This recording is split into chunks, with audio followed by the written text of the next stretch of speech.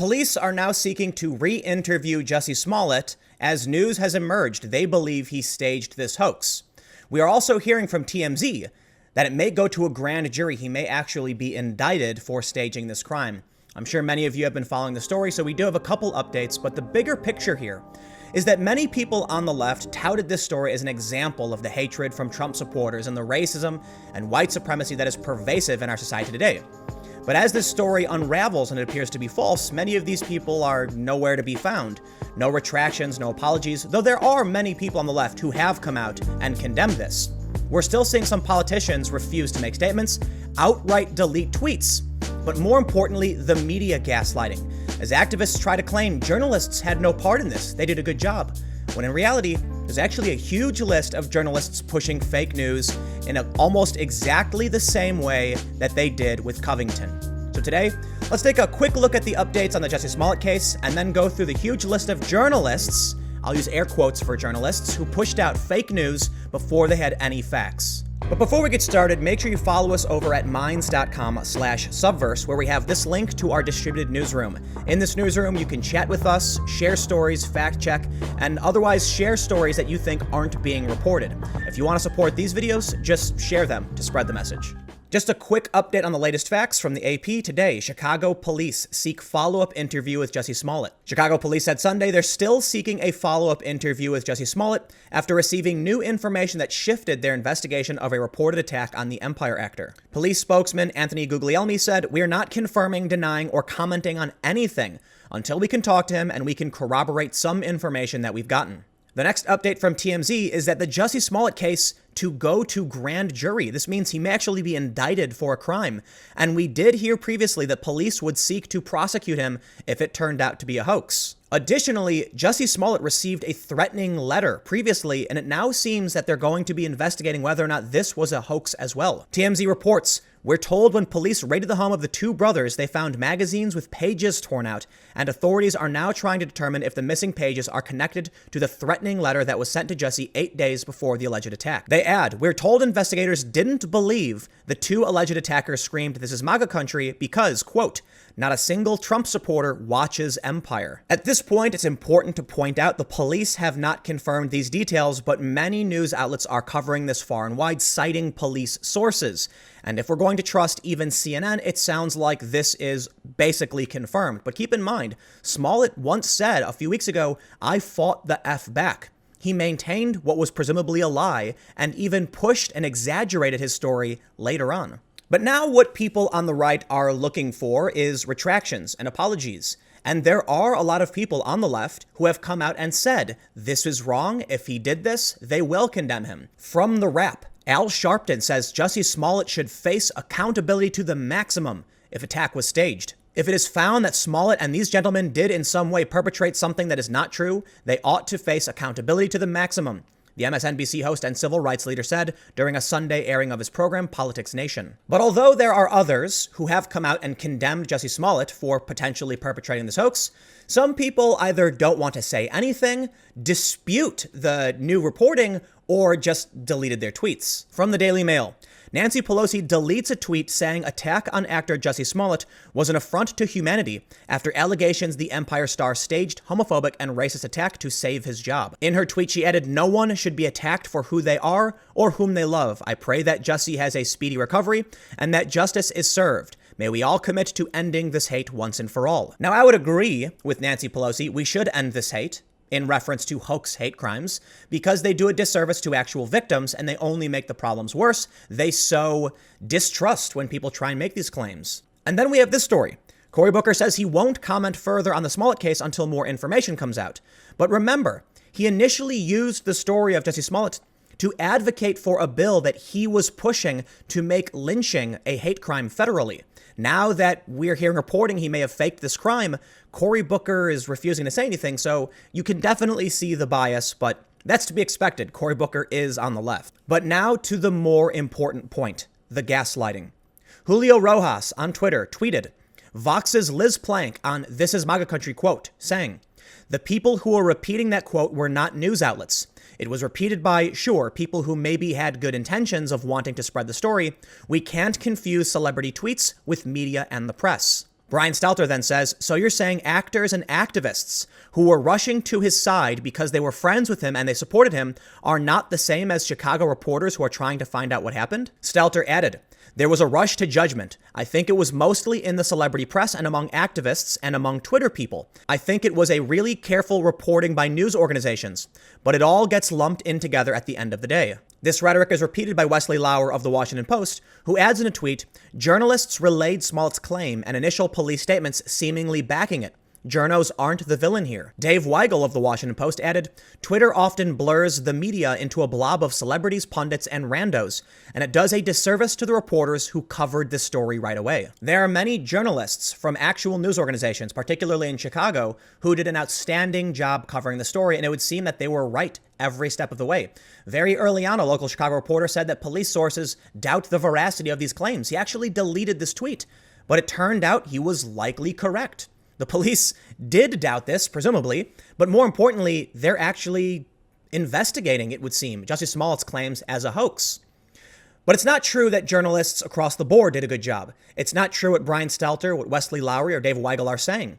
Journalists absolutely pushed fake news, but here's a more important point.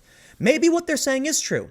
Maybe now Brian Stelter, Wesley Lowery, and David Weigel are admitting that many of these news organizations are in fact activist organizations because, as it turns out, Mediaite put together a huge list of people we would presume to be journalists acting as activists. And if what Brian Stelter says is true, he actually doesn't see these people as journalists. He sees them as activists or just personalities.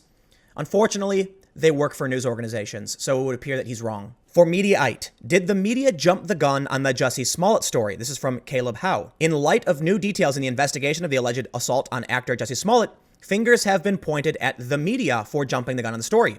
In pushing back against it, there's an emerging effort to draw distinction between rapid-fire activists and celebrities on social media and members of the press. He makes reference to what Liz Plank said about the Maga country incident and adds, this is a fine idea, and there should be some distinction when referring to the media at large. But in this case, the facts simply don't bear out the premise that the press was not involved in an early pile-on. In fact, dozens of reporters tweeted these very things on the day the story broke. These are only some of the examples. Take a look at these reporters / members of the press / journalists from the New York Post saying, I also hate when cops investigate this kind of blatant S as a possible hate crime. This is obviously a hate crime. A Newsweek writer saying, Empire star Jussie Smollett victim of homophobic attack by Maga supporters. The Daily Beast reporting people in Maga hats recognized and attacked him.